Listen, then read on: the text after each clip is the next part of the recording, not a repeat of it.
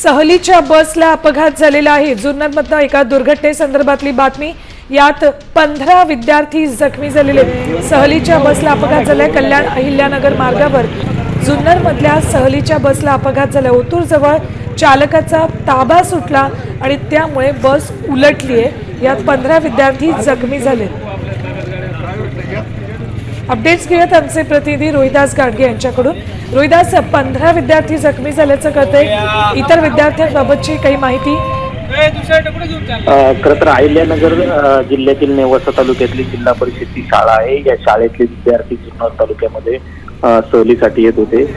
शिवनेरी, लेण्याद्री आणि ओझर या परिसरामध्ये हे सहलीसाठी जाणार होते। 53 एकूण विद्यार्थी या बसमध्ये होते।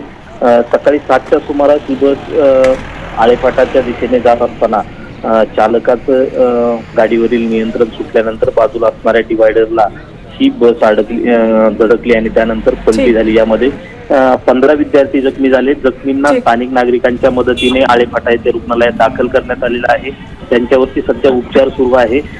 अनेक नागरिकांनी या विद्यार्थ्यांना सकाळचा नाश्ता, जेवण अशा सगळ्या पद्धतीची व्यवस्था केली। मात्र कुठंतरी सहलीला जात असताना पहाटे अंधाराच्या वेळेस किंवा धुक्याचं सावट असताना कुठेतरी काळजी घेणं गरजेचे आहे। मात्र यात अगदी बरोबर, चालकांना सुद्धा योग्य पद्धतीने काळजी घेणं गरजेचं आहे। रोहिदास, धन्यवाद संपूर्ण माहितीसाठी।